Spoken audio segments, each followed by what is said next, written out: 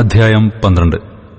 അനന്തരം ശമൂവേൽ എല്ലാ ഇസ്രായേലിനോടും പറഞ്ഞതെന്തെന്നാൽ, നിങ്ങൾ എന്നോട് പറഞ്ഞതിലൊക്കെയും ഞാൻ നിങ്ങളുടെ അപേക്ഷ കേട്ടു. നിങ്ങൾക്ക് ഒരു രാജാവിനെയും വാഴിച്ചു തന്നു. ഇപ്പോൾ രാജാവ് നിങ്ങളുടെ നായകനായിരിക്കുന്നു. ഞാനോ വൃദ്ധനും നരച്ചവനുമായി. എന്റെ മക്കൾ നിങ്ങളോടുകൂടെ ഉണ്ട്. എന്റെ ബാല്യം മുതൽ ഇന്നുവരെയും ഞാൻ നിങ്ങൾക്കു നായകനായിരുന്നു. ഞാനിതാ ഇവിടെ നിൽക്കുന്നു. ഞാൻ ഒരുത്തന്റെ കാളയെ അപഹരിച്ചിട്ടുണ്ടോ?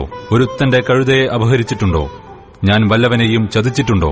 വല്ലവനെയും പീഡിപ്പിച്ചിട്ടുണ്ടോ? ഞാൻ വല്ലവന്റെയും കയ്യിൽ നിന്ന് കൈക്കൂലി വാങ്ങി എന്റെ കണ്ണു കുരുടാക്കിയിട്ടുണ്ടോ?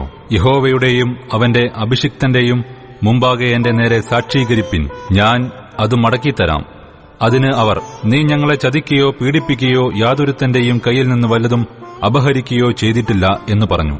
അവൻ പിന്നെയും അവരോട്, നിങ്ങൾ എന്റെ പേരിൽ ഒന്നും കണ്ടില്ല എന്നുള്ളതിന് യഹോവ സാക്ഷി, അവന്റെ അഭിഷിക്തനും ഇന്നു സാക്ഷി എന്നു പറഞ്ഞു. അപ്പോൾ ശമൂവേൽ ജനത്തോട് പറഞ്ഞതെന്തെന്നാൽ, മോശയെയും അഹരോനെയും കൽപ്പിച്ചാക്കുകയും നിങ്ങളുടെ പിതാക്കന്മാരെ മിസ്രയീം ദേശത്തുനിന്ന് കൊണ്ടുവരികയും ചെയ്തവൻ യഹോവ തന്നെ.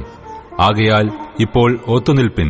യഹോവ നിങ്ങൾക്കും നിങ്ങളുടെ പിതാക്കന്മാർക്കും ചെയ്തിട്ടുള്ള സകല നീതികളെയും കുറിച്ച് ഞാൻ യഹോവയുടെ മുമ്പാകെ നിങ്ങളോട് വ്യവഹരിക്കും. യാക്കോബ് മിസ്രയീമിൽ ചെന്നു പാർത്തു. അവിടെ വെച്ച് നിങ്ങളുടെ പിതാക്കന്മാർ യഹോവയോട് നിലവിളിച്ചപ്പോൾ യഹോവ മോശയെയും അഹരോനെയും അയച്ചു. അവർ നിങ്ങളുടെ പിതാക്കന്മാരെ മിസ്രയീമിൽ നിന്ന് കൊണ്ടുവന്ന് ഈ സ്ഥലത്ത് പാർക്കുമാറാക്കി. എന്നാൽ അവർ തങ്ങളുടെ ദൈവമായ യഹോവയെ മറന്നപ്പോൾ അവൻ അവരെ ഹാസോരിലെ സേനാപതിയായ സീസരയുടെ കയ്യിലും ഫെലിസ്ത്യരുടെ കയ്യിലും മോവാബ് രാജാവിന്റെ കയ്യിലും ഏൽപ്പിച്ചു. അവർ അവരോട് യുദ്ധം ചെയ്തു. അപ്പോൾ അവർ യഹോവയോട് നിലവിളിച്ചു, ഞങ്ങൾ യഹോവയെ ഉപേക്ഷിച്ച് ബാൽ വിഗ്രഹങ്ങളെയും അസ്തോരത്ത് പ്രതിഷ്ഠകളെയും സേവിച്ച് പാപം ചെയ്തിരിക്കുന്നു. ഇപ്പോൾ ഞങ്ങളെ ശത്രുക്കളുടെ കയ്യിൽ നിന്ന് രക്ഷിക്കണമേ, എന്നാൽ ഞങ്ങൾ നിന്നെ സേവിക്കും എന്ന് പറഞ്ഞു. എന്നാറെ യഹോവ യെരുബ്ബാൽ, ബെദാൻ, യിഫ്താഹ്, ശമൂവേൽ എന്നിവരെ അയച്ച് ചുറ്റുമുള്ള ശത്രുക്കളുടെ കയ്യിൽ നിന്ന് നിങ്ങളെ വിടുവിച്ചു. നിങ്ങൾ നിർഭയമായി വസിച്ചു. പിന്നെ അമ്മോന്യരുടെ രാജാവായ നാഹാസ് നിങ്ങളുടെ നേരെ വരുന്നത് നിങ്ങൾ കണ്ടപ്പോൾ നിങ്ങളുടെ ദൈവമായ യഹോവ നിങ്ങൾക്കു രാജാവായിരിക്കെ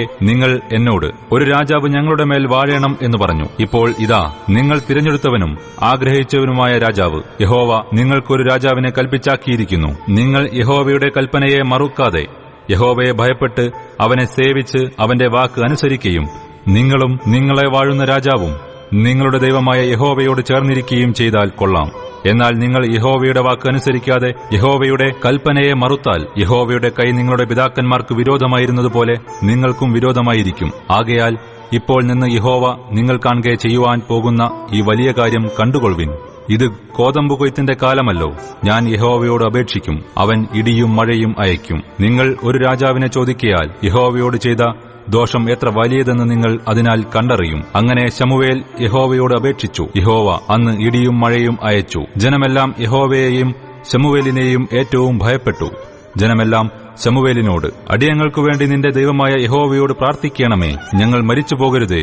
ഒരു രാജാവിനെ അപേക്ഷിച്ചതിൽ ഞങ്ങളുടെ സകല പാപങ്ങളോടും ഞങ്ങൾ ഈ ഒരു ദോഷവും കൂട്ടിയിരിക്കുന്നു എന്ന് പറഞ്ഞു. ശമൂവേൽ ജനത്തോട് പറഞ്ഞത്, ഭയപ്പെടായവിൻ, നിങ്ങൾ ഈ ദോഷമൊക്കെയും ചെയ്തിരിക്കുന്നു. എങ്കിലും യഹോവയെ വിട്ടുമാറാതെ പൂർണ്ണ ഹൃദയത്തോടെ യഹോവയെ സേവിപ്പിൻ. വിട്ടുമാറി ഉപകാരമില്ലാത്തവയും രക്ഷിപ്പാൻ കഴിയാത്തവയുമായ മിഥ്യാമൂർത്തികളോട് നിങ്ങൾ ചേരരുത്. അവ മിഥ്യാവസ്തു തന്നെയല്ലോ. യഹോവ തന്റെ മഹത്തായ നാമം നിമിത്തം തന്റെ ജനത്തെ കൈവിടുകയില്ല.